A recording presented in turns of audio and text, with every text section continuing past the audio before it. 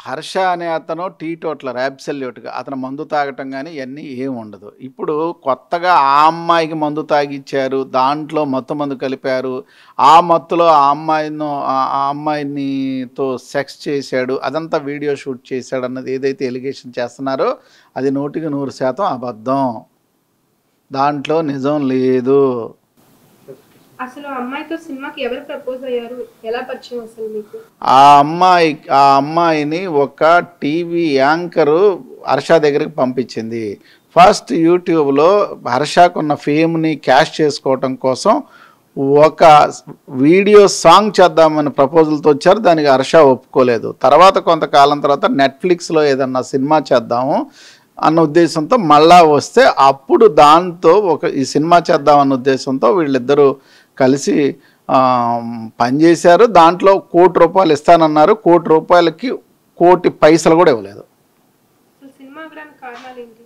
Cinema ఆగటానికి 100% ఎవరైతే ఈ cinema తీస్తానని వచ్చారో, ఎవరైతే ఇప్పుడు ఫిర్యాదు చేశారో ఆవిడ దగ్గర డబ్బు లేకపోవటమే.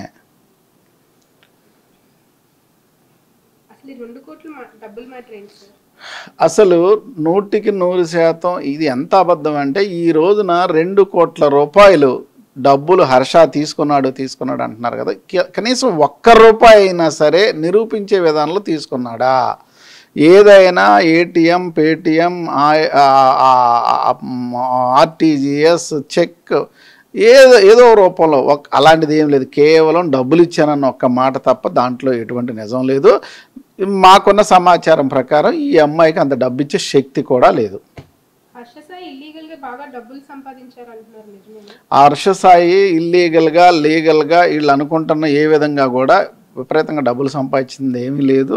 అతను ఏదైతే సంపాదన ఉందో ఆ సంపాదన అంతా ప్రజలకే అనేక రూపాల్లో సేవల రూపంలో ఖర్చు పెట్టాడు తప్ప అతను ఏం పెద్ద డబ్బు కోసం పనిచేస్తే హర్ష సాయి వీళ్ళు అనుకున్నట్టే అప్పర కోటేశ్వరుడు అయి ఉండేవాడు.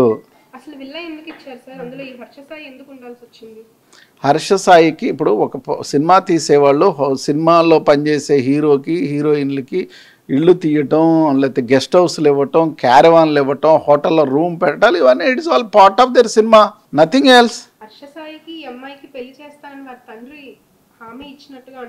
ఇదొక మరీ దారుణమైన బోటకం. అసలు వాళ్ళ తండ్రికి ఈ వ్యవహారానికి, వాళ్ళ తండ్రికి ఈ మనీ ఎక్స్ట్రాక్షన్కి, వాళ్ళ తండ్రికి ఈ సెక్షువల్ అబ్యూస్కి, వాళ్ళ తండ్రికి ఈ రాకెట్కి అసలు ఎటువంటి సంబంధం లేదు. వాళ్ళ నాన్న రాధాకృష్ణ గారు ఈ అమ్మాయిని జీవితకాలంలో ఒక్కసారి కూడా కలవలేదు, మాట్లాడలేదు. అసలు ఎటువంటి కనీసం ఈవెన్ ఫోన్ టాక్ కూడా లేదు. ఇవన్నీ అబద్ధాలు. కేవలం ఎలా అయినా సరే ఇతను హర్ష సాయి దగ్గర అనేక కోట్ల రూపాయలు ఉన్నాయి. ఆ డబ్బుల్ని ఎలాగైనా తీసేసుకోవాలన్న ఒక కుతంత్రంతో చేస్తున్న దుర్మార్గం తప్ప ఇంకోటి కాదు.